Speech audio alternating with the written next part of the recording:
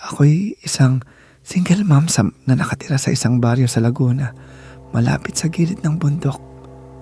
Tahimik dito at safe, sabi nila. Pero nung isang gabi, may narinig akong umiiyak sa labas ng bintana ng kwarto ng anak kong si Eli. Akala ko siya yun, pero pagtingin ko, nasa kama pa rin siya, tulog na tulog. Pero yung iyak, parang siya talaga, kapareho, parang ginagaya. Pagsilip ko sa bintana, may nakita akong anino, maliit, gumagapang sa damuhan, nakasando at lampin, pero sobrang putla.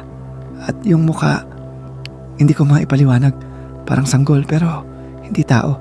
Tapos tumingala siya, ngumiti at nagsalita. Nanay, ang boses niya ay boses ni Eli. Eksakto, napatakbo ako pabalik sa kama ng anak ko. Buhay pa siya, humihinga. Pero pawis na pawis, parang nananaginip ng masama. Kinabukasan, nagtanong ako sa matandang albularyo sa dulo ng baryo. Tiningnan lang niya ako at tinanong, "Binuksan mo ba ang bintana?" Hindi ko nasagot agad, pero oo, binuksan ko ng bahagya. Akala ko kasi pusa. Sabi niya, kung pumasok yun, hindi na yan si Eli. Simula nung gabing yun, iba na siya.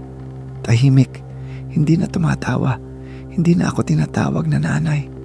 At minsan, kapag patay na ang ilaw, naririnig ko mula sa kama niya, may bumubulong. Palitan na siya.